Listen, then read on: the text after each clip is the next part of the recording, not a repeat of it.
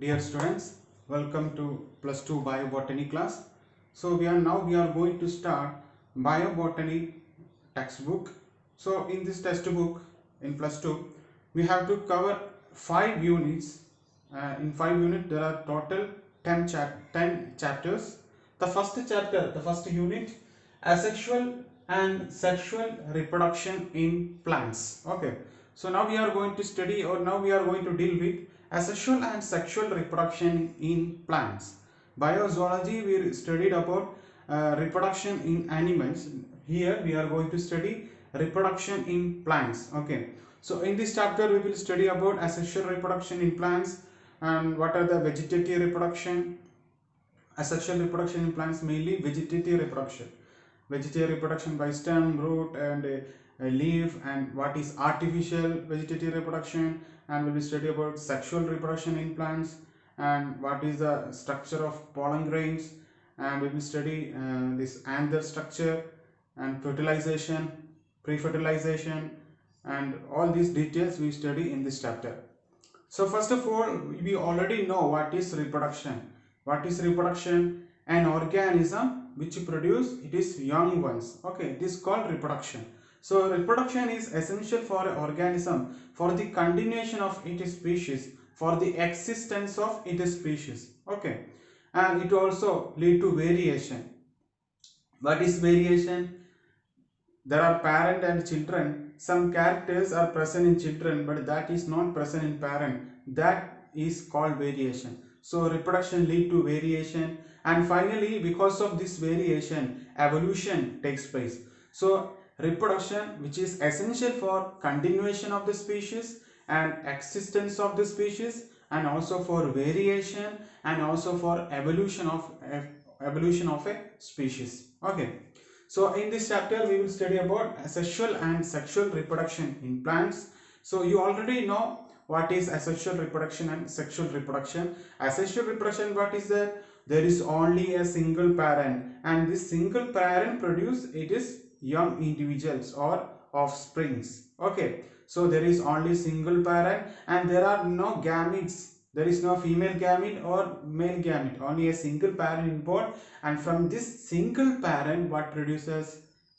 Young individual produces. And the young individuals produced by asexual reproduction, they are morphologically and they are genetically identical, so they are called clones. So this is very important. What is clones? Clones means the individuals produced by asexual reproduction are morphologically and genetically identical.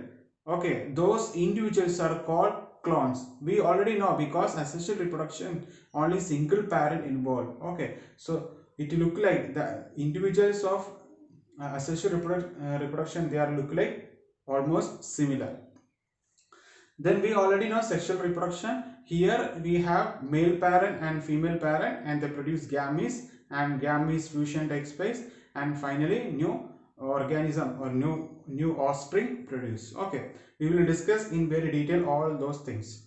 Then let's take what are the milestones in plant embryology. So plant embryology is a branch of biology which deals with origin and formation of plants. Okay, so this asexual reproduction and sexual reproduction and embryo structure, all those things are coming under the branch of biology, that is plant embryology. So we will study all those things here.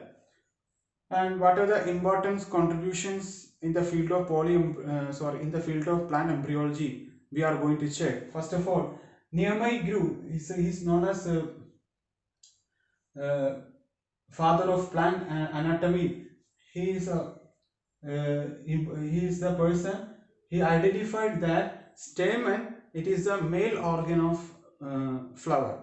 Okay, Nehemiah Grew identified, he find out that stamen, it is a male organ, and there are a lot of scientists who contributed in the field of plant embryology. I mentioned here only few. And R.J. Camerarius, he gave the detailed structure of flower, anther and pollen, etc.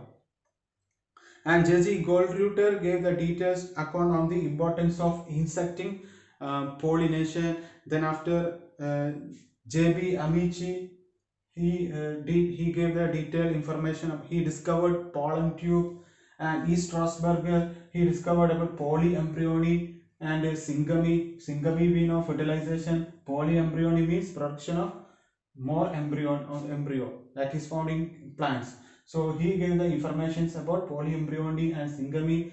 And S. Guha and S. T. Maheshwari, they produce haploids from pollen grains of Datura plant. You know what is haploid? Haploid means the cells which contain only half number of chromosomes. Okay, so they try to germinate haploids from the pollen grain. Plant pollen grain also haploid cell. So pollen grains of the Datura plant grown in a medium, and C. Maheshwari and S. Guha, they could grow these haploids. They could germinate haploids from Datura plant.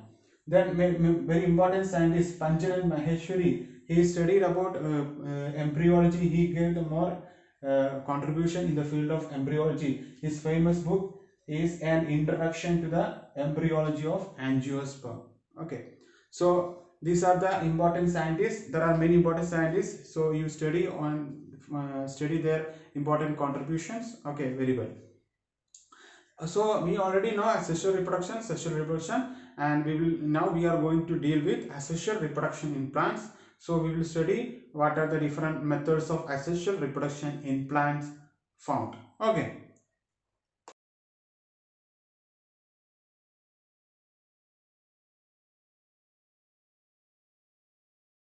Next, we are going to discuss asexual reproduction in plants. Asexual reproduction in plants we can call as vegetative reproduction. Okay, so higher plants, they show a type of asexual reproduction, that is vegetative reproduction. Vegetative reproduction we can divide into two, which may be natural vegetative reproduction or maybe artificial vegetative reproduction. Artificial vegetative reproduction done by human. We make artificial reproduction. Okay, so first we are going to discuss natural vegetative reproduction. So what is actually natural vegetative reproduction? Here in this case, plants, they bear buds. Okay, buds may be present on the root, or buds may be present on the stem, or buds may be present on the leaf, and these buds which form into a complete plant, which form a new plant. Okay, that type of reproduction is called vegetative reproduction. So buds present on the vegetative parts like root, stem or leaf, which germinate, which form into a complete new plant, is called natural vegetative reproduction. Okay, so understood what is natural vegetative reproduction? The buds which develop into a new plant. This type of reproduction is called vegetative reproduction. Where these buds present? On the root, or on the stem, or on the leaf. Okay. And next term, reproductive propagules or diaspores. The unit of this vegetative propagation or vegetative reproduction is called reproductive propagules or diaspores. So for example, the buds present on the root we are taking for the vegetative reproduction. So that part is called reproductive propagule or diaspore. Or bud present on the stem we are taking for germinating a new plant, that is called reproductive propagule or diaspore. Same in the case of leaf. Okay, so first we are going to discuss vegetative reproduction in roots and vegetative reproduction in stem and leaf. We will discuss after in the case of roots. First of all, vegetative reproduction in roots. Okay, so we said that in vegetative reproduction buds are present. These buds they are present on the roots of the plants. So here the roots of plants with adventitious or vegetative buds, and these buds form into a new plant. Okay, so this is the root. On this root a bud is present, or a vegetative or a adventitious bud is present. Okay, and this bud, this part of the root with the bud which detach from the parent plant and which form into a complete plant. Okay, so understood vegetative reproduction in roots. So buds present on the roots, that bud may be adventitious or vegetative buds So these roots with the buds, they detach from the plant and they germinate. Those buds on present on this root germinate and form into a new plant. Okay. Then more example for this vegetable reproduction present in case of Murraya and Dalbergia, and also Ipomea batatas and Dahlia. In Ipomea batatas and Dahlia, the buds, the roots also bear buds, and this root also store food. So these roots, they have two functions in case of Ipomea batatas and Dahlia. They bear buds and also they store food. So this is vegetative reproduction in roots. Okay. Next we are going to discuss vegetative reproduction in stem. Okay, next we are going to discuss vegetative reproduction in stem. So what are the stem modification you studied in your +1 classes? You might have heard about underground stem modification and aerial stem modification, subaerial stem modification, etc. So for example, rhizome, comb, bulb, runner, tuber, these are the stem modifications. Okay, all these stem modification or stem, they bear buds. Okay, so these buds present on the stem modification which help to develop new plants. For example, rhizome, it is a stem modification present in Musa paradisiaca, that means in banana, Musa paradisiaca, and Zingiber officinale,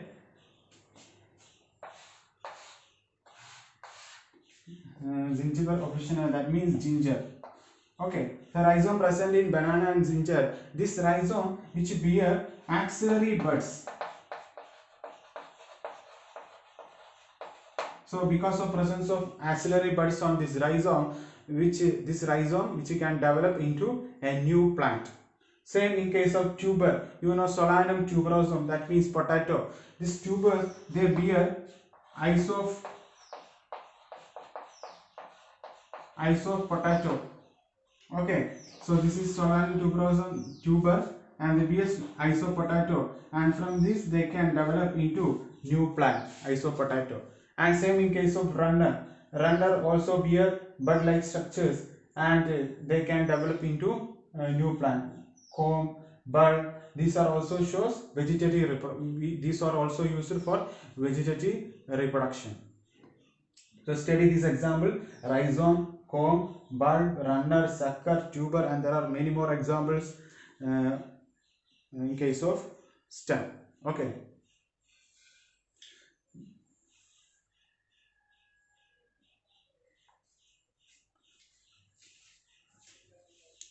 Next we are going to look on the vegetative reproduction in leaf. So buds, they are present on the leaf, and when this leaf part which bear buds detach from the plants, they grow into develop into a new plant. So in this case, adventitious buds, they are present on the leaf. Okay, so when they detach from the plant, this part of leaf which bear buds detach from the plant, and under suitable conditions they develop into new plant. For example, in case you can see Bryophyllum and Scilla and Begonia, in these plants they show vegetative reproduction. In Bryophyllum, on their leaf you can see in the notches so many epiphyllous buds are present. Okay, epiphyllous buds. From these epiphyllous buds they form new plants with roots and leaf and other structures. So this is the vegetative reproduction present in case of leaves, and try to remember these examples: Bryophyllum and Scilla and Begonia. Okay, so we completed vegetative reproduction in root. For example, our case Murraya, Dalbergia, and also completed vegetative reproduction in stem, rhizome, bulb, sucker, tuber, etc. And also vegetative reproduction leaf, example Bryophyllum, Scilla, and Begonia. Then we are going to discuss about their advantages and disadvantages. Okay, so let's look on the advantages and disadvantages of vegetative reproduction in plants. Next we are going to study advantages and disadvantages of vegetative reproduction. So first we are going to look advantages. First of all, first point, only one parent is required for the vegetative reproduction in plants. Okay, so you know asexual reproduction, vegetative reproduction is a asexual reproduction. So in asexual reproduction also only single parent involved. So same point here, only one parent required, and from this one parent we can produce so many other new plants. Okay, so only one parent required. We do not want male parent or female parent. From single parent, single plant, we can develop new plants. And the individuals are genetically identical. So we already studied clones. What is clone? The new individuals formed by asexual reproduction, they are morphologically and genetically similar, identical. Okay, so here also by vegetative reproduction we got the individual plants, they are genetically similar, genetically identical, they have same characters. Okay, and the plants developed by the vegetative reproduction, we can utilize for spread them rapidly. So spinifex is a type of plant which utilize vegetative reproduction to spread in area, large area within short time. Okay, so vegetative reproduction present in spinifex plant which utilize it is for spread rapidly. Then horticulture, and in the area of agriculture, farmers and horticulturists, they utilize this vegetative reproduction for the large scale cultivation, of vegetables and fruits and etc. Then what are the disadvantages of vegetative reproduction? And the new plants they are produced have no genetic variations. Okay, so we are not getting new plants with the new characters. We got the individuals, those individuals have the same character with their parent plant. We are not getting the new individual with the new characters, new high yield, or like characters means with a high yield or with a disease resistant. Such types of characters or variations are not present in new individuals, new plants. Okay, they have the same character of the parent plant. So variations, genetic variations are absent, or plants with genetic variations we cannot produce by vegetative reproduction. That is the advantage of vegetative reproduction. So we discuss natural vegetative reproduction. Next we are going to look on the artificial vegetative reproduction. So next we are going to discuss artificial vegetative reproduction. So already we completed natural vegetative reproduction, and in artificial vegetative reproduction what we are doing, we take different plant parts, we take leaf, root and stem, and we use these parts of plant, leaf, root and stem for propagation of new plants or for developing new plants. Okay, so that's why it is called artificial method. We take plant parts and we propagate these plant parts for making new plants. Okay, so artificial vegetative reproduction, it is two types: conventional methods and modern methods. In conventional methods, this has been practiced by man for a long time, and modern methods, it is now in the area of technology. We utilize technology in this modern method, like tissue culture. We develop plant from the single tissues. Okay, that type of methods are called modern methods. So conventional methods we have been practicing since a long time. So what we are going to do, we are going to study what are the conventional methods of artificial reproduction and what are the modern methods. Okay, first of all, conventional methods. Conventional methods of vegetative reproduction, there are three types: cutting, grafting and layering. Cutting, grafting and layering. And this cutting means we cut plant parts like root or stem or leaf, and we grow these plant parts in a suitable medium, and from this suitable medium they develop into a new plant. Okay, that is cutting. And grafting we will study in very detail. There are different types of grafting: bud grafting, approach grafting, wedge grafting, tongue grafting, crown grafting, and same as in case of layering. Layering also two types: mound layering and air layering. So what is meant by cutting? Cutting means we cut plant parts like root or stem or leaf, and we put these plant parts in a suitable medium. Okay, growth medium. From this suitable growth medium, they develop into a new plant. So if we, for example, root cutting, we produce this plant malus from their roots. We cut their roots and we produce new plants. Root cutting. And stem cutting, you know, hibiscus and moringa, we take their stem, we cut their stem and we develop new hibiscus plants or moringa plants. And in case of leaf cutting, example bryophyllum, if you take bryophyllum leaf, from that leaf part you can develop new bryophyllum plant. Okay, so this stem cutting is widely used, one type of conventional method, stem cutting. So keep this example: root cutting example malus, stem cutting example hibiscus, moringa, etc. and leaf cutting example bryophyllum. So that is mean by cutting. Next we are going to discuss grafting. So next we are going to discuss another type of conventional method, that is grafting. So what is mean by grafting? So grafting means we have two different plants and these two plants are joined together, then we allow them to grow as a single plant. That is called grafting. So here what is grafting? In this grafting, two different plants are joined, so they continue to grow as one plant. Okay, for example, we have performing this one in these plants like citrus and mango and apple. We have two different types of mango trees. One mango tree, they produce more mangoes or more yield, and one mango tree, it has more disease resistant. We need these two characters in a single plant. So how we can do? We take these two plants and we join them together, then later we allow them to grow as a single plant. So you can see here, this is the plant and one plant, this is another plant, and we join them, and this plant, these two plants grafted, and they continue as a single plant. The plant which is used for grafting is called scion. The plant which has a contact with the soil, that is called stalk.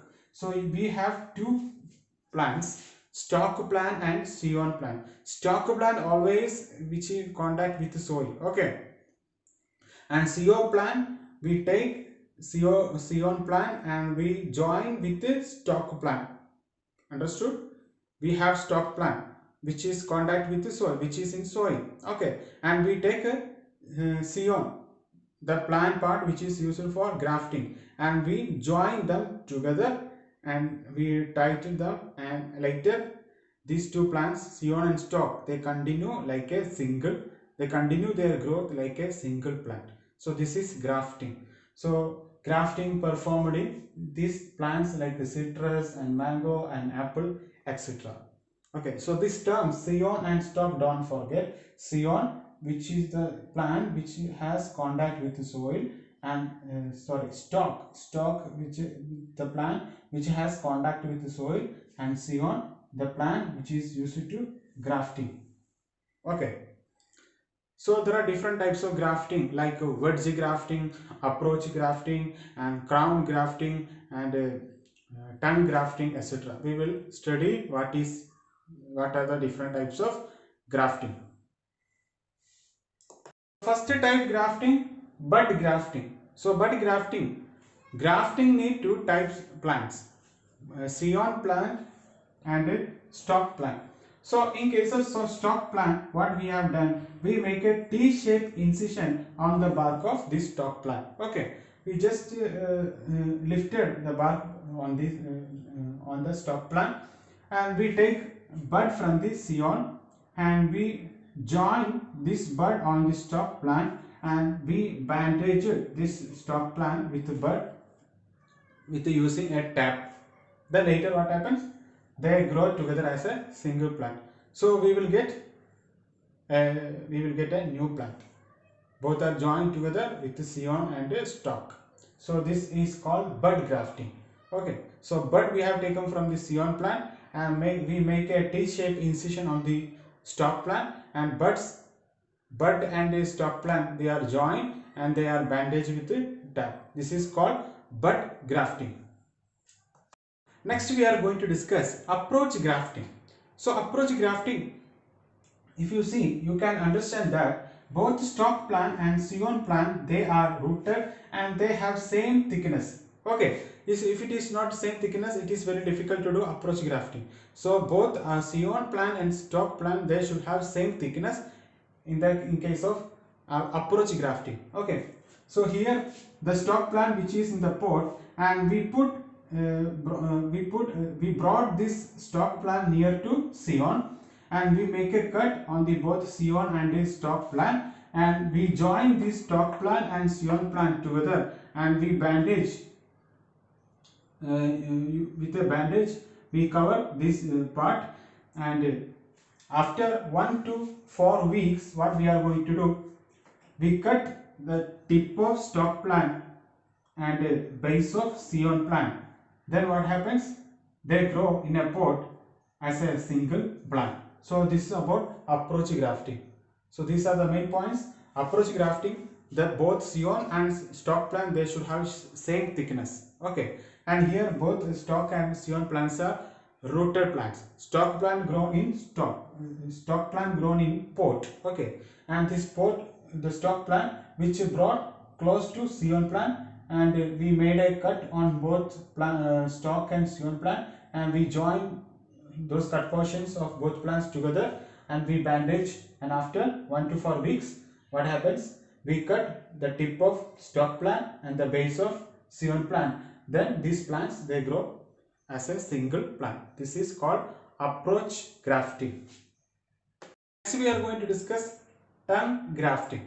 It is very easy. Tongue grafting, we have taken stock and scion, and we cut both stock and scion obliquely, and what we are going to do, and we join these cut portions of stock and scion together and bound by a tap, and later they grow together as a single plant. But here you have to remember, you have to take both stock and scion with the same thickness. Okay, and we make oblique cuttings like this, and we put both scion and stock together, and bandage, we cover with a bandage, and we grow them as single plant. This is called tongue grafting. Then next we are going to discuss crown grafting. In this crown grafting, you have to remember the stock plant which is larger in size. Okay, and compared to scion plant, this is stock plant and this is scion, and here stock plant which is larger in size, and scion plant, we make them into bud shape. Okay, and we make slits on this stock plant, and into these slits we insert our scion plant, and we fix them using graft wax. Then later they grow as a single plant. So what is the important point in crown grafting? The stock plant which is in larger size, and we make slits on the stock plant, and we take scion plant and make the wedge shape. Into this stock plant we insert our scion plant, and we fix them using graft wax. Then later they grow as single plant. So this is about crown grafting. So next we are going to discuss wedge grafting. In this wedge grafting, we have taken stock and scion, and we make a slit on the stock plant, or we make a cut on the bark of the stock plant, and we insert scion part into this slit of the stock, and we bandage them together, so that the cambium of scion and cambium of stalks, they combine together. Then we can grow them as a single plant. Okay, what we have done here, we make a slit on the stock plant, and we insert scion part. Okay, so scion part, cambium, and stock plant cambium, they join together. Then after, what happens, they grow like a single plant. So this is called wedge grafting. So next we are going to study layering. Layering means the stem of a parent plant allowed to develop roots while still intact. Look here, this is a parent plant. This is a plant. You can see the roots are developed on the stem of this plant. Okay, we allowed to develop roots on the stem of the plant. So what we are doing here, we cut this branch or stem part and with roots, and we grow them as another plant in another pot. So this is called layering. So in the layering, we develop roots on the stems. Okay, then we cut that part with roots and we grow that part as a new plant. This is observed in, we have performed layering in Ixora and also Jasmina. Okay, so layering, there are two types of layering, mound layering and air layering. So next we are going to discuss what is mound layering and what is air layering. Next we are going to discuss mound layering and air layering. Okay, mound layering and air layering. So mound layering, we have taken the plant with flexible branches. Note the point, we have taken the plant with flexible branches and we have taken the branch which is lower branch, and we bend this branch and we bury this branch under the soil and we expose the leaf parts of this branch. Okay. Then what happens? They will form, this branch will form roots. If they form roots, after some time we will cut this part with the roots and we will grow this cut portion as a new plant. That is called mound layering. So understood? Mound layering, we have taken the plant with the flexible branches. We have taken the lower branch and we bury that lower branch in soil and leaf part is exposed, and after forming roots we will cut and we will grow them as a new plant. Then what about air layering? Air layering, we have taken the plant and we have girdled their stem. Girdle means we remove the bark around this branch and we will apply hormones here. Hormones means auxin like hormones for germination of roots. We will apply hormones here on this girdled stem, and we will cover this girdled portion with a damp or moist soil. Then we will cover with a polythene cover and we will tie with a bandage or any other things. If they form roots in 2 to 4 months, after forming roots, what we will do, we will cut this portion and we will grow them as a new plant. That is air layering. So what are the steps? We will girdle the stem and we will apply the hormone, and second step what is, we will cover with a damp or moist soil and we will cover with a polythene cover and we will tie it up. After forming roots, we will cut the stem branch and we will grow them as a new plant. Okay. Let's discuss what are the advantages and disadvantages of our conventional methods, cutting, layering and grafting. So first point, the plants which are produced by conventional methods, they are genetically similar. Okay. The second point, we can produce more plants in short time by conventional methods. Third point, the plants which produce very little seeds or plants which produce seeds but it is very difficult to germinate the seeds, we can depend on conventional methods for the production of those plants. The fourth point, the plants which are propagated more economically by using conventional methods. For example, Solanum tuberosum, potato. Okay, then we will get the plants with new characters if we are using conventional methods. We already discussed about grafting. In grafting, we have Scion plant and stock plant. Stock plant, they have character, that is they are more disease resistant, and Scion plant, they have a character, that is they produce more yield, okay, more fruits. So what happened if we grafted them together? The new plant has got both character, disease resistance and also higher yield. So we got new characters by conventional methods. Then next we are going to discuss what are the disadvantages of conventional method. So we are going to perform conventional method in a plant, but that plant is virus infected. after we got new plants, those new plants also got virus infection. That is the main problem here. The second point, by vegetative propagation, those vegetative parts, it is very difficult to handle. So difficult to handle, that is another disadvantages of these types of conventional methods. Okay.